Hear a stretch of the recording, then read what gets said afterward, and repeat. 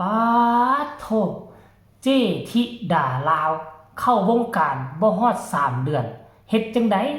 มีสร้อยแหวนเงินทองใส่เหลืองอลามเต็มคอในเช้ามื้อนี้ทักทายสวัสดี FC แฟนคลับทุกท่านที่เคารพและนับถือเป็นอย่างสูงมื้อนี้ก็มีข้อมูลข่าวสารที่แปลกหูแปลกตาสำหรับ FC แฟนคลับของน้องธิดาลาว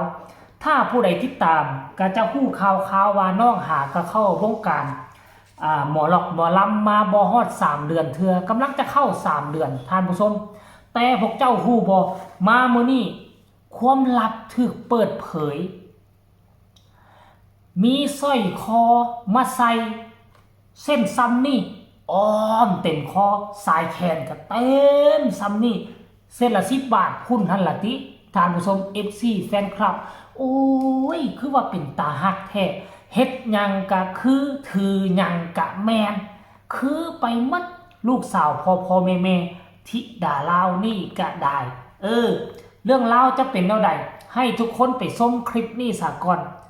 เจ้ธิดาลาวหรือว่าเจ้ลอยไปเบิ่งแม่นทองคำแท้บ่หรือว่าเพิ่นกำลังสิเกี่ยมเฮ็ดหยังอันนี้กะเกี่ยมก่อนจะเข้ากองถ่ายไปชมคลิปนี้แล้วจึงมาพ้อกันในช่วงต่อไปไปชมพร้อมกันโลดลอยโอ้เจ๊ลอยเจ๊ลอยทำอะไรโอ้ยเบี่ยมตาเด้เสียบตาเด้เป็นไดระดับร้อยแล้ว ระดับร้อยแล้วพี่ไฟเราโชว์หน่อยลอยทำไมเธอไม่ไปโรงเรียนเพราะเป็นดวงเดียวกันเลยว่าสีอะไรโอ้ยน้องโอ้ยเจ้าพันในเขากวางกันลืมแต่กูเชื่อว่าจากหัวหลานเผยเทะฝากพี่น้องติดตามค่ะกับบทบาทของลอยนะคะในละครสำนึกรักบ้านเกิดตอนกับตันยูค่ะฉากแรกออกแล้วนั่งร้อยกับใครนะกับพี่คิวเฮ็ดหยังลอยโอ้เจ๊ลอยเจ๊ลอยทำอะไรโอ้ยเบี่ยมตาเด้เสียบตาเด้เป็นไดระดับร้อยแล้ว ระดับร้อยแล้วพี่ไฟเราโชว์หน่อยลอยทำไมเธอไม่ไปโรงเรียนเพราะเป็นดวงเดียวกันเลยว่าสีอะไรโอ้ยน้องโอ้ยเจ้าพันในเขากวางกันลืมแต่กูเชื่อว่าจากหัวหลานเผยเทะฝากพี่น้องติดตามค่ะกับบทบาทของลอยนะคะในละครสำนึกรักบ้านเกิดตอนกับตันยูค่ะฉากแรกออกแล้วนั่งร้อยกับใครนะกับพี่คิวสรุปรวมแล้วคืออีหยังทานผู้ชมนั่นก็คือการกะเกี่ยมดอกหมอกดอกไม้ก่อนจะเฮ็ดพิธีบวงสรวงในตอนเช้ามื้อนี้นั่นเองเนาะแล้วธิดาลาวก็ไปได้สร้อยก็เป็นสร้อยทองปลอมนั่นแหละเพื่อจะเอามาเข้าในการถ่ายทำหนังสั้นของพ่อภูศรีวิไลนั่นล่ะแต่ว่าบ่แม่นตัวน้องธิดาลาวจะได้ใส่ในหนังดอกจะเป็นคุณแม่ท่านหนึ่งที่จะได้เป็นผู้สวมใส่อยู่ในหนังหั่นโอ้ยขั้นกรณีว่าให้น้องธิดาลาวได้สวมใส่แล้วไปเป็นเจ้ธิดาลาวมันสิเป็นแนวใด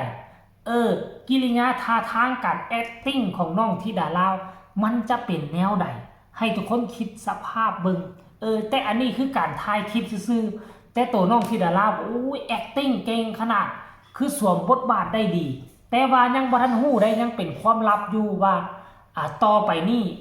ธิดาลาวจะได้รับบทใดจะได้แสดงเป็นผู้ใดหรือว่าได้แสดงเป็นลูกของผู้ใดหรือว่าเป็นนางเอกบ่ตามหาฝันบ่อาจจะเป็นแบบนี้หรือบ่เฮาต้องมาติดตามให้กำลังใจน้องธิดาลาวเรื่องนี้พอผู้ศรีวิไลก็ออกมากล่าวแล้วว่าพวกเฮาจะสร้างตำนานนำกันพวกเฮาจะสร้างประวัติศาสตร์นำกันแต่ว่าประวัติศาสตร์ในกลุ่มเล็กๆดอกเพราะว่าการลงทุน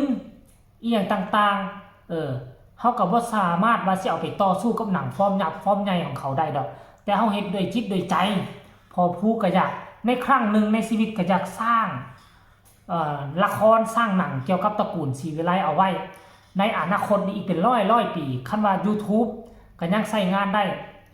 กาทุกคนก็ยังจะได้เห็นพอผู้ศรีวิไลกับน้องธิดาลาวได้แสดงหนังร่วมกันนั่นเองเนาะท่านผู้ชม FC แฟนคลับอันนี้คือเรื่องราวข้อมูลข่าวสารล่าสุดเกี่ยวกับน้องธิดาลาวแล้วก็เกี่ยวกับหนังของพ่อภูศรีวิไลให้ทุกคนติดตามอย่างใกล้ชิด เนาะเดี๋ยวเจว่าเราสิไปอ่านคำคิดคำเห็นมึงดูว่า FC แฟนคลับเขาเจ้ามีคำคิดคำเห็นคือแนวใด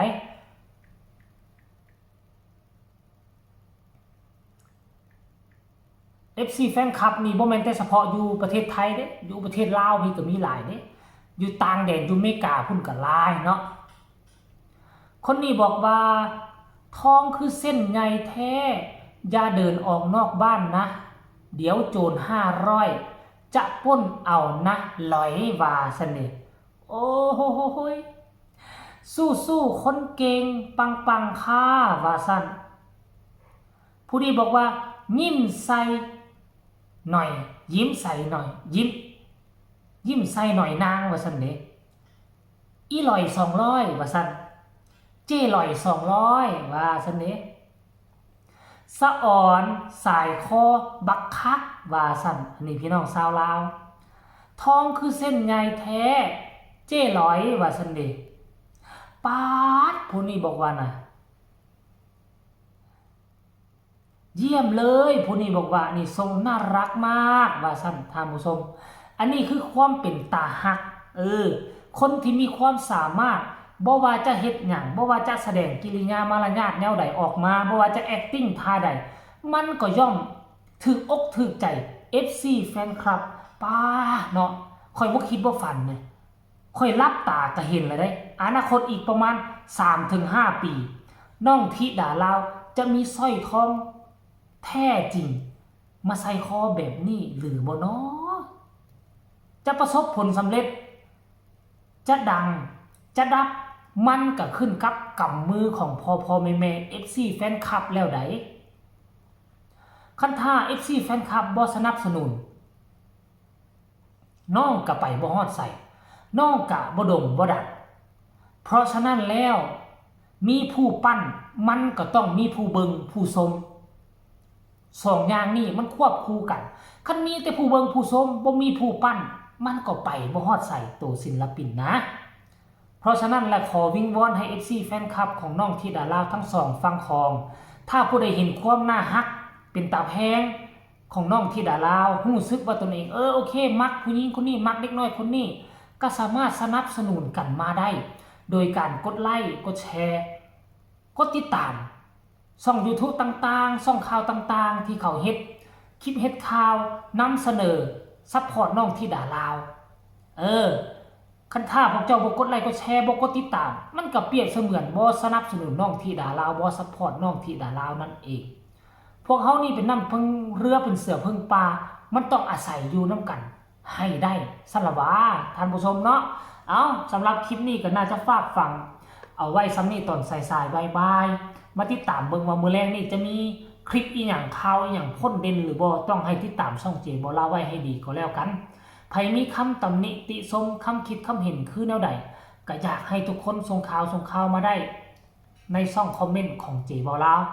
ฝากทุกคนกดไลค์กดแชร์กดติดตามให้แน่เพื่อจะบ่พลาดในคลิปดีๆแบบนี้ตลอดไปที่สำคัญอย่ากดข้ามโฆษณาพบกันใหม่ในคลิปหน้าสำหรับคลิปนี้เจบ่ลาวขอกล่าวคำว่าสบายดี